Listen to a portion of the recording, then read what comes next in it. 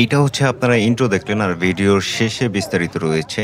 এই হচ্ছে সেই জাকির ভাই, যেই জাকির ভাই কেক বিক্রি করতে গিয়ে ভাইরাল হয়ে এখন পুরো আগারগাঁও নির্বাচন ভবনের সামনে পুরো একটা কেক পট্টি হয়ে গেছে। এখন এই জায়গাটা এখন মানুষ আসলে কেক পট্টি হিসেবেই চেনে, এবং এই জায়গাটার অবস্থা এখন দেখেন, মানে এখানে আসলে মানুষের এখন চলাচল করতেও আসলে অসুবিধা হচ্ছে। আশেপাশে অনেক অফিস রয়েছে, তাদের জন্য আসলে একটা দুর্ভোগ হয়ে যাচ্ছে এবং মানুষ অনেক দুর্ভোগের শিকার হচ্ছে। এবং এই কেক ভাইরাল হওয়ার পরের থেকে প্রতিনিয়ত একটা জ্যামের সৃষ্টি হয় এবং সাধারণ মানুষের চলাফেরাতে অনেক অসুবিধা হচ্ছে। মানুষজন এখন আসলে কেকের দোকান নিয়ে, স্টল নিয়ে আসলে রাস্তার মধ্যে বসে যাচ্ছে। এতে করে সাধারণ মানুষের চলাফেরাতে অনেক দুর্ভোগ সৃষ্টি হচ্ছে। এক কথায় বলা যায় যে এখানে কেকের দোকানের জন্য আসলে জনদুর্ভোগ তৈরি হচ্ছে। আসলে ভাই, যে যেভাবে পারতেছে সেইভাবে কিন্তু আসলে কেকের দোকান নিয়ে রাস্তার মধ্যে কিন্তু বসে যাচ্ছে। এটার জন্য আগারগাঁওবাসী এবং আশেপাশের মানুষজন যারা আসলে এই রাস্তা ধরে চলাচল করে, তাদের জন্য কিন্তু আসলে খুবই সমস্যা হয়ে যাচ্ছে।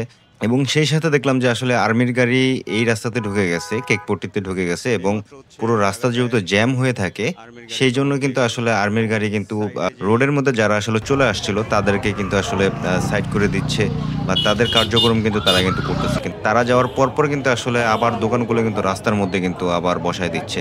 পরে যেটুকু জানতে পারলাম, কেউ একজন 999-এ ফোন দিয়েছে এবং ফোন দিয়ে পুলিশের কাছে এই জনদুর্ভোগের কথা বলেছে, এবং পুলিশ কিন্তু সাথে সাথে অ্যাকশন নিয়েছে এবং রাস্তার পাশে এবং রাস্তার মাঝখানে যারা আসলে স্টল নিয়ে বসে জনদুর্ভোগ তৈরি করতেছিল, তাদেরকে কিন্তু আসলে পুরোপুরি কিন্তু কালকে থেকে বসতে কিন্তু নিষেধ করে দিয়েছে। কি হয়েছে ভাই এইমাত্র? হ্যাঁ, এইমাত্র সেনাবাহিনীর গাড়ি আসছিল 2টা, আসার পরবর্তীতে সামনে দেখি মিডিয়া একটাও নাই, মিডিয়া সব হারাই গেছে।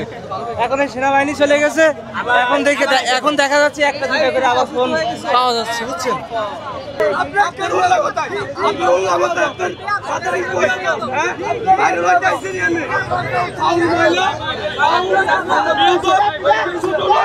আমাদের মতো